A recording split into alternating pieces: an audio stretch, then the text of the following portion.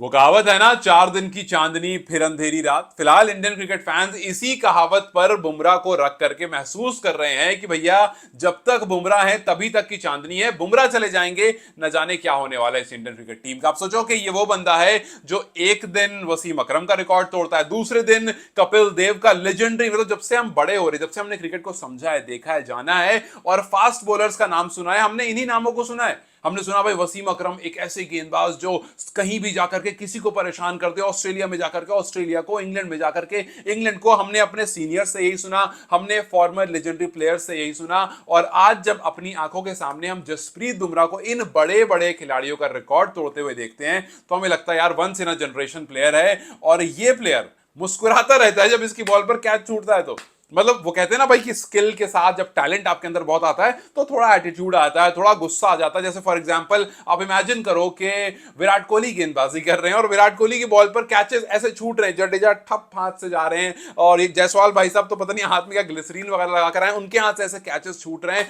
मतलब आप सोचो कि विराट क्या करते, कैसा गुस्सा होता विराट का अगर आप, या फिर रोहित शर्मा के मुंह से क्या निकलता अगर इस तरह के कैचेस छूटते। और जसप्रीत बुमराह को इमेजिन करो कि भैया किस तरह का दिल इसका है कि इतना बड़ा गेंदबाज, अभी इसके मैं कुछ ऐसे रिकॉर्ड आपके सामने मेंशन करूंगा जो सुनकर आप भी हैरान हो जाओगे। आप सोचो कि इतना बड़ा गेंदबाज जब उसकी ओवर में उसकी बॉलिंग पर कैचेस छूट रहे हैं, मुस्कुराता रहता है, खुद नो बॉल डालता है, फ्रस्ट्रेशन चेहरे पर नहीं आने देता, सामने वाले को जीतने नहीं देता है। 1 मिनट के ऐसा लगता है वो कैच ड्रॉप होने के बाद भी कह रहा कोई नहीं, एक और मूवमेंट अभी लाऊंगा, एक और अपॉर्चुनिटी क्रिएट करके दूंगा। बल्लेबाज भी कहता है कि यार इतना, मतलब मैं रन्स कर रहा हूं, इतने स्कोर कर रहा हूं, फिर बुमराह हंस रहा है मेरे पर कि कोई बात नहीं फिर करके देता हूं।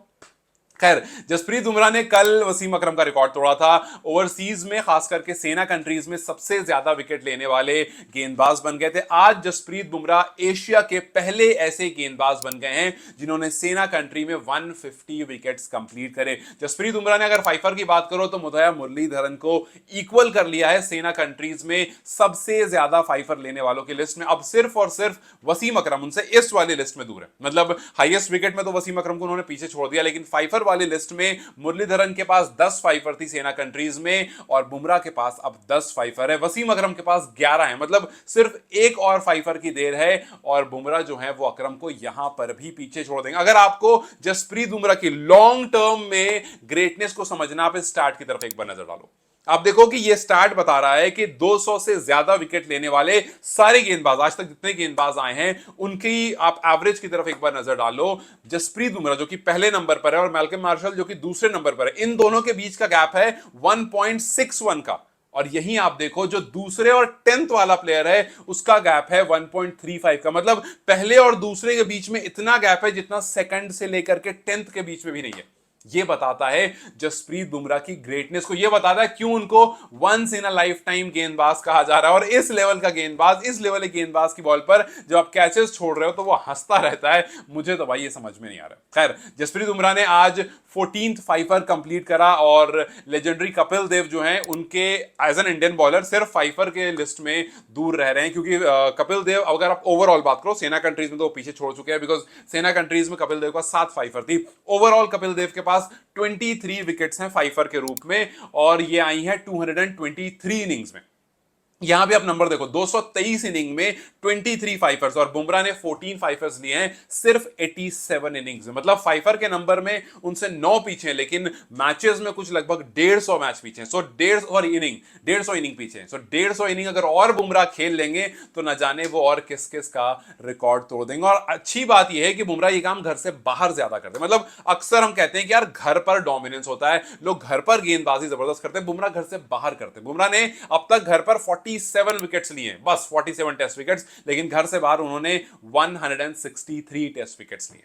हालांकि बुमराह लगातार इंजर्ड रहते हैं, ज्यादा से ज्यादा वो मैचेस जो है वो बाहर खेलना प्रेफर करते हैं। घर वाले बहुत सारे मैचेस अदर प्लेयर्स खेलते हैं, उनको बिठा दिया जाता है, रेस्ट दिया जाता है। इस मैच में भी वो पूरे 5 मैच नहीं खेलेंगे, वरना आप आईसीसी रैंकिंग में कभी उनको नीचे आते हुए देखते ही नहीं। वो इतने मैचेस नहीं खेलते हैं, इस वजह से उनके नंबर 19-20 होते रहते हैं। लेकिन जब रिकॉर्ड्स की बारी आती है तो भैया वो पीछे छोड़ते रहते हैं सबको। सोचो ऑस्ट्रेलिया में इस बंदे ने 4 5 विकेट हॉल लिए हैं, साउथ अफ्रीका में 3, इंग्लैंड में 3, इंडिया में 2 है। इंडिया से ऊपर है साउथ अफ्रीका, इंग्लैंड, ऑस्ट्रेलिया, ये सब कुछ। बुमराह का अगर आप टेस्ट टेस्ट नंबर्स देखेंगे, 46 टेस्ट मैचेस अभी तक इस बंदे ने खेले, उसमें 50 मैच भी कंप्लीट नहीं हुए बुमराह के, उनके पास 210 विकेट हो गई हैं, एवरेज सिर्फ और सिर्फ 19.33 का है, इकोनॉमी 2.77 की और 14 5 विकेट हॉल। भाई ये अनरियल नंबर है, लेकिन दिक्कत ये है, अनफॉर्चुनेट बात ये है कि इनका साथ देने वाला कोई नहीं है।